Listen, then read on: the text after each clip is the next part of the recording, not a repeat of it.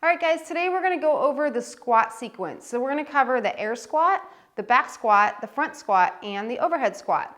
We're gonna start with the air squat because this is the foundation for a lot of the movements we have in CrossFit. So we wanna make sure that you're squatting soundly and to depth before we go and add weight to you. So in the air squat, the setup for this is going to be feet are about hip width to shoulder width apart, just depending on what's comfortable for you.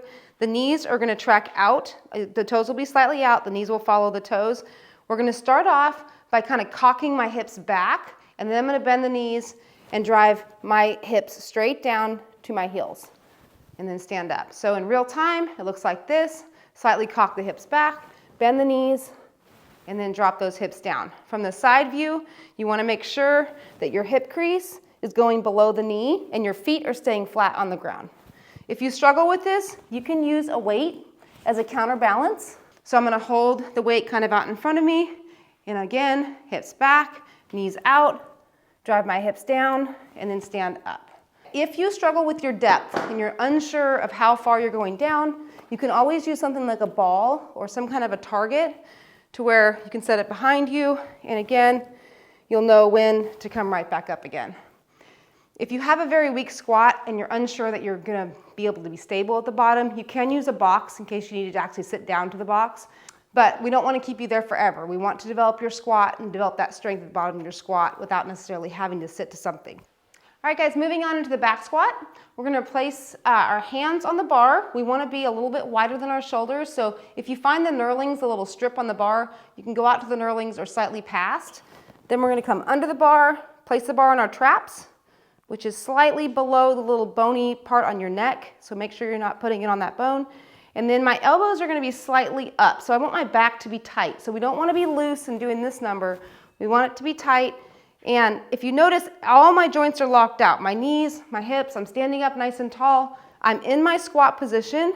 And again, slightly cock your hips back, break at the knee, drop those hips below your knees, and then stand up. We want a straight bar path going down kind of over my midfoot.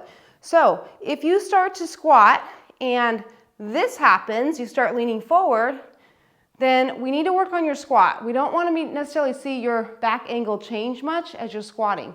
If that's the case, you're just going to stay very light and you're going to work on keeping that chest up in your squat. Again, hips slightly back, bend at the knees, drive the knees out, and then stand back up again, keeping my feet flat the whole time.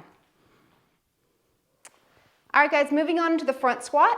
So the grip on the front squat is going to be right outside your shoulders. So when we go ahead and grab the bar, just make sure you're not going too wide, because what ends up happening is you end up doing this W with your arms. You want your forearms to be like pillars underneath this bar, so pretty vertical. So I'm gonna approach the bar on each side. I'm gonna wrap my elbows first. My hands are gonna be open, so don't try and keep the bar in your hands because you may not be able to get your elbows up and around this bar. So again, I'm giving the bar to my shoulders first, out. Now, if you don't have the flexibility to get your elbows up this high, don't worry about it. We're gonna work on it over time. But essentially, I want this bar on my shoulders when I'm moving the bar throughout my squat. So if I were to pull my hands away, the bar is still in the position where it needs to be, okay? Opposed to me holding the bar out here to squat. I want the bar traveling over the mid part of my body. So from here, my elbows stay up. I'm gonna cock my hips slightly back, drive my knees out, squat down, and then stand back up, okay? Again, set my hips back, knees out, squat down, and come right back up.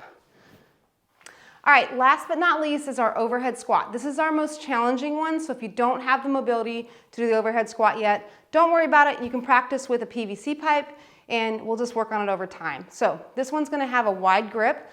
So I'm gonna come over here, get my hands a little bit wider, come under the bar, pop it off, take it back. Now from here, I'm gonna push press it overhead. So very similar to the front push press, nice little dip, and press it overhead. Now the bar is lined up with the back of my head, and this is where it needs to stay as I'm going down in my squat. All right, so from here, again, cock the hips back slightly, drive the knees out, set the hips down, finish here at the bottom, and then stand up. This may look like an easy movement, but for a lot of people, their mobility is not quite good enough through their shoulders or their hips yet. So again, if you're struggling with this, practice with an empty barbell or a PVC pipe. and just go down as far as you can with keeping your feet flat. If this is as far as you can go, stand up and then work on your depth over time. When you bring the bar back down and take it to the rack, this is really important that you absorb the landing. So as I bring the bar down to the back of my neck, I'm going to absorb my landing. So if you notice, my knees bent and I just kind of took that bar, so I absorbed it with my legs instead of my neck just like taking the brunt of that. I'm taking it to my traps, not to my cervical spine, not to the bony part of my neck. So make sure that that's the area you're taking it back to. Then I'm going to take it right to the rig.